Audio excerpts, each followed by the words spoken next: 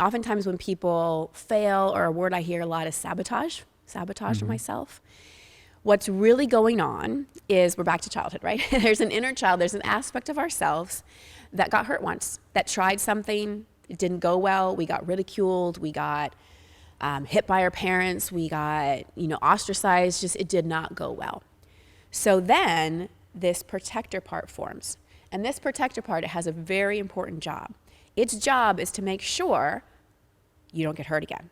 Its job is to protect you from that pain of like being successful at something and then getting ridiculed or getting whatever, like it not going well. So this protector part's job is to protect you from that, not make that happen. So it thinks its job is to make sure you're not successful. Because if you're successful at something, then these bad things happen. So again, it doesn't make rational sense. We'd be like, why would I have a part of me that wouldn't want me to be successful? It's because that part is trying to keep you safe. That part is trying to keep you from being judged or ridiculed or ostracized or anything like that. And also, if there's a part of us that believes at like a deep level, I'm not enough, I'm not good, we'll consistently bump up against that. And again, subconsciously, we will create failure or sabotage because we're bumping up against a really, really, really strong misunderstanding. But the best way I work with clients when they just are like, I've tried this and failed, I've tried this and failed, I've tried this and sabotage. I'm like, okay, we need to like really get to know that part of you that thinks it's doing a good job by keeping you from being successful and figure out what part it's protecting. And when we can find a better way to get the same result, then things will start to shift. So I'll give you like a tangible example. So I had a client who like was an entrepreneur, and every launch she would have, something would happen. And she'd do everything right, but she wouldn't get the results. She wouldn't get the numbers that she wanted. She wouldn't be successful in her mind. And she's like, I'm doing all the right things. I just don't know why, like I keep somehow sabotaging it, or why, I keep failing. And what was she doing in that moment? Making it a problem. Mm-hmm. And whenever we make something a problem and we hate a part of ourselves, good luck healing it, because nothing heals in judgment. Things only actually heal in love and acceptance and truth. Mm-hmm. So first we had to look at, okay, like what part of you do you think that's doing that? Like where has actually being successful and being seen, this is a big one, where has being seen been a problem before? And she looked back at her childhood, and there were instances of bullying. There were instances of like doing well and it like getting, she told me a story about how her brother used to not beat her up, but just be physical with her when she would do better in school than he would. So there was like a part of her that had success in doing well linked with pain. Mm-hmm. So do you think that being successful and doing well, like that was a part of her was invested in not making that happen? Absolutely. So we had to work with that part and go, okay, how can we make sure you're keeping all parts of you safe and still be successful? And when we worked with that, then the success and everything came. So often it's more than just a mindset shift. It is really looking at, all right, like even though I'm failing, there must be some payoff to this. Because with anything in our life, there's a cost, and often the costs are more easy to identify, but there's also the payoff. There's a payoff to not succeeding. There's a payoff to failing. There's a payoff to getting rejected. There's some payoff.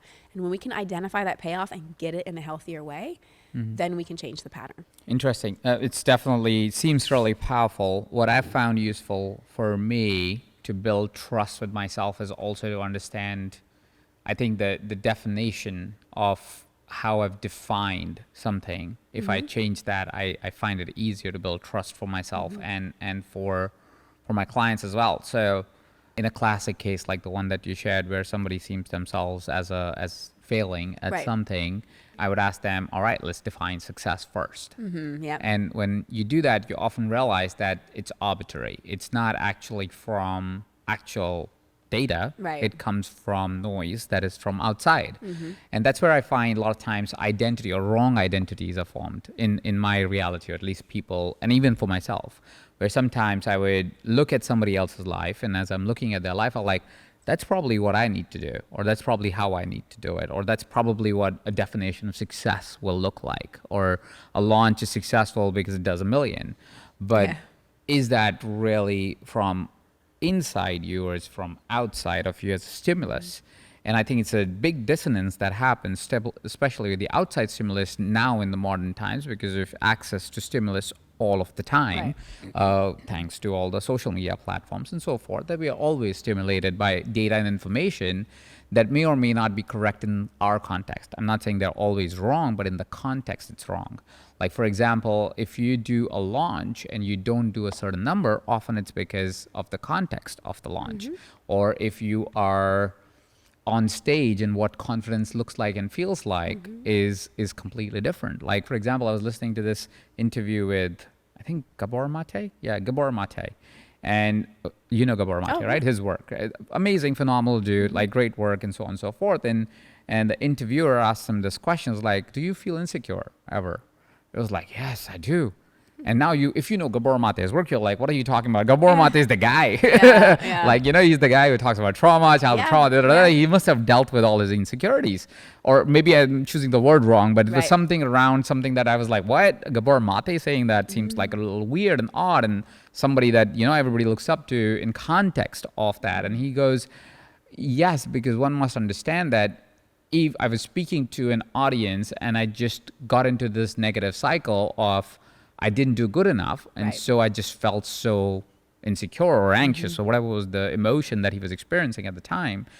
And it was just because of the context. It's because the context was different. And now suddenly if you go, oh, I'm not confident on stage, and then you go, but if I tell you the story of Gabor Mate not feeling confident right before going on stage or after he was off stage, you go, oh crap, it's okay to not feel confident because you switched context. It's like somebody who's spoken a million times probably now, is paid probably hundreds of thousands of dollars to go on stage and speak, is equally anxious as you are while going on stage. So you're like, oh, I don't have to feel that judgment towards myself. So for me, what has happened is I started to build more trust with myself by just simply saying, what's my real expectation of myself? Not what the world tells me what the expectation should be, not what my business partners tell me what the expectation should be, but what's true for me. Like, if I can find that real measure of success and that contextualize it, it becomes easier for me to kind of define almost a journey towards self-trust. So it's almost like going, okay, if this is my first ever podcast, it's probably going to suck. And that's perfectly okay. And I'm okay and comfortable with that. Because now I'm not trying to be Jay Shetty, let's say, for example, right? Who's a phenomenal interviewer, or Steven or whoever else, right? And I'm like, I'm not going looking at their podcast and saying, why am I not that good? Right? I'm asking myself, was I the best version? Did I meet my own standard? Did I hold my ground? Was I able to have a good conversation? Was it interesting to me? Did I enjoy it? And the most important question, did you do it? Did I do it? Yes. And then eventually you ended up trusting yourself a little bit more than whatever it was before that. And it's not a straight line, of course, but at least it gets you moving.